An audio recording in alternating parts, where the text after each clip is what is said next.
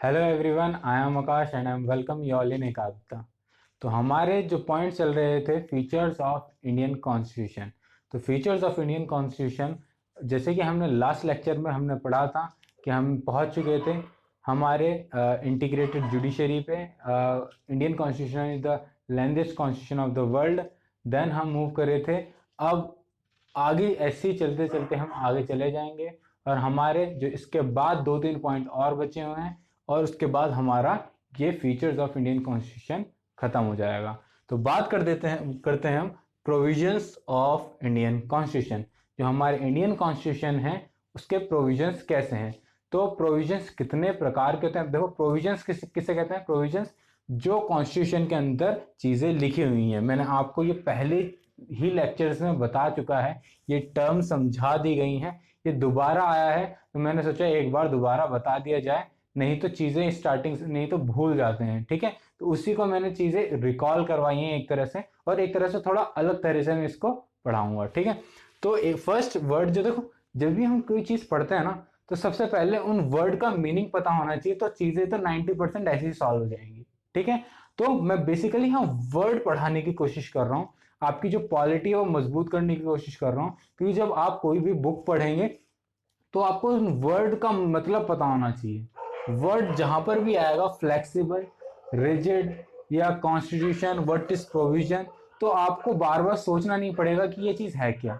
ठीक है, जब आप ये चीज नहीं सोचोगे तब आपको पॉलिटी आसान लगने लग जाएगी। ठीक है, वही मेरा मेन पर्सपेक्टिव है आपको पढ़ाने का। तो बात करते हैं प्रोविजंस का मतलब होता क्या है। प्रोविजंस, देखो प्रोविजंस होते हैं, ये हमारी है कॉन्स्टिट्यूशन की बुक।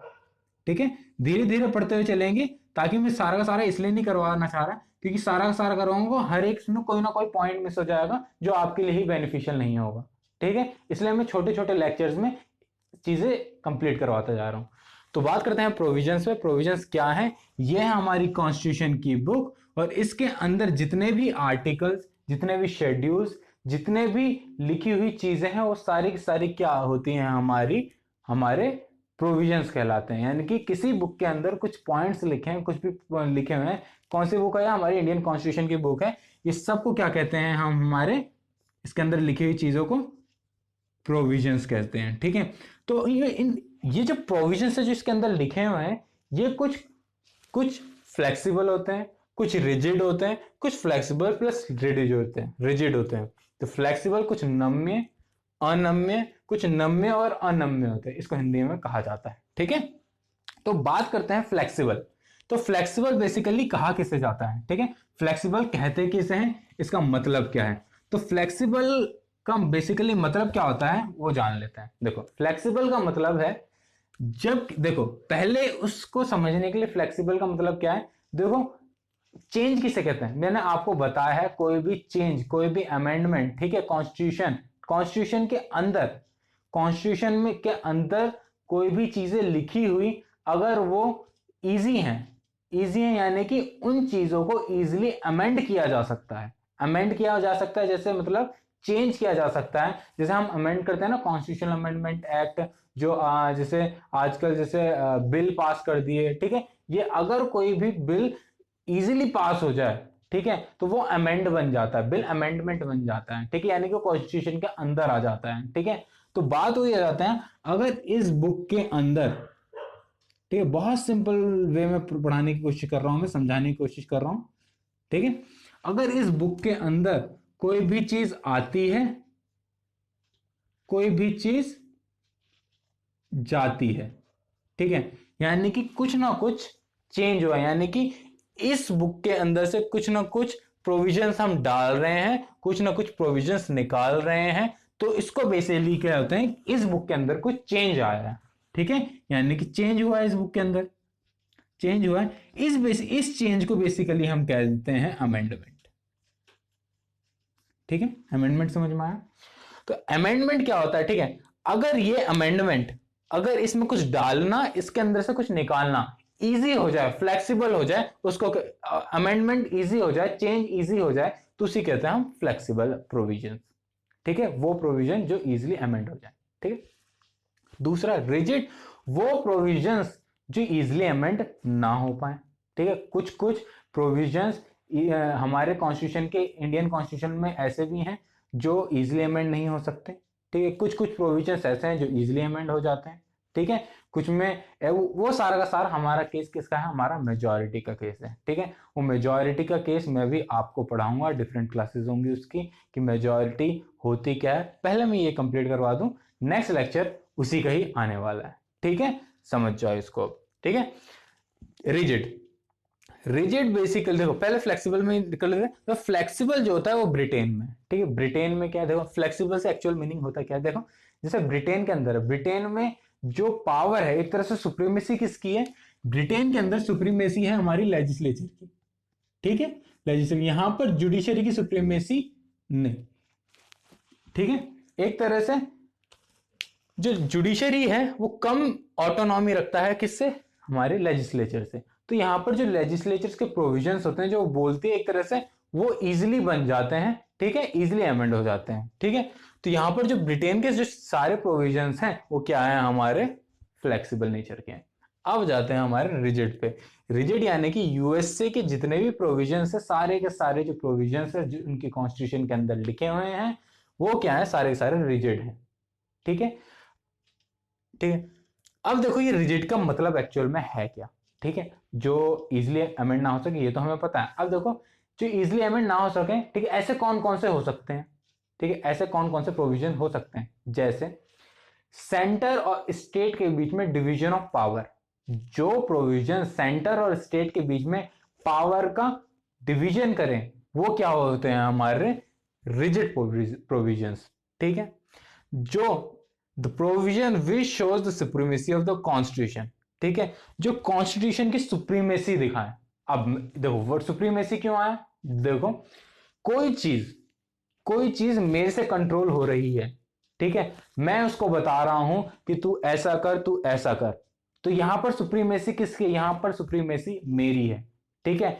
तो एक मिनट के लिए समझ लो, मैं कॉन्स्टिट्यूशन हूं और मैं सेंटर को बता रहा हूं तेरा काम यहां तक है, और मैं स्टेट को बता रहा हूं तेरा काम यहां तक है। तेरी पावर सिर्फ स्टेट, सेंटर को बता रहा हूं यहां तक ही है, स्टेट को बता रहा हूं तेरी पावर यहां तक ही है। तो यहां पर सुप्रीमेसी उन दोनों के लिए कौन हुआ, मैं हुआ। तो यहां पर क्या है, यहां पर the provision which shows supremacy of the constitution, यानी कि जो कॉन्स्टिट्यूशन के हिसाब से ही सेंटर और स्टेट चल रही है, उसे कहते हैं हमारे रिजिड कॉन्स्टिट्यूशन, ठीक है। अब कुछ ऐसे कॉन्स्टिट्यूशन होते हैं जो कॉन्स्टिट्यूशन की फिलॉसफी दर्शाते हैं, ठीक है, philosophy which shows the philosophy of the constitution. Example के रूप में हमारे फंडामेंटल राइट्स, फंडामेंटल राइट्स और directive principles of state policies, fundamental rights and DPSPs, या फिर इसको हम फंडामेंटल ड्यूटीज भी बोल सकते हैं, ठीक है। देखो ये तो हमने पढ़ लिया कि जो रिजिड कॉन्स्टिट्यूशन होते हैं वो डिफिकल्ट अमेंड होते हैं।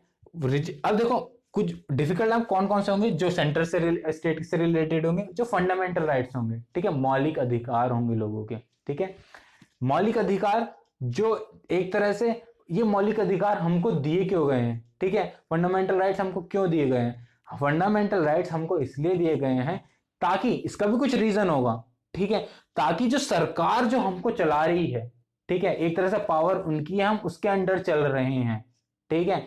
तो उसके अंडर अब हम चल रहे हैं, तो वो एक तरह से मनमानी ना कर ले, इसलिए हमको ये फंडामेंटल राइट्स दिए गए हैं, ठीक है। और डीपीएसपी क्या बताता है, directive principle of state policy बताता है, और फंडामेंटल ड्यूटी ये कि ये चीजें, ये अमुक चीजें, ये पर्टिकुलर पॉइंट्स, उनकी ड्यूटी है हमारे ड्यूटी है हमारे देश के अंदर लाना।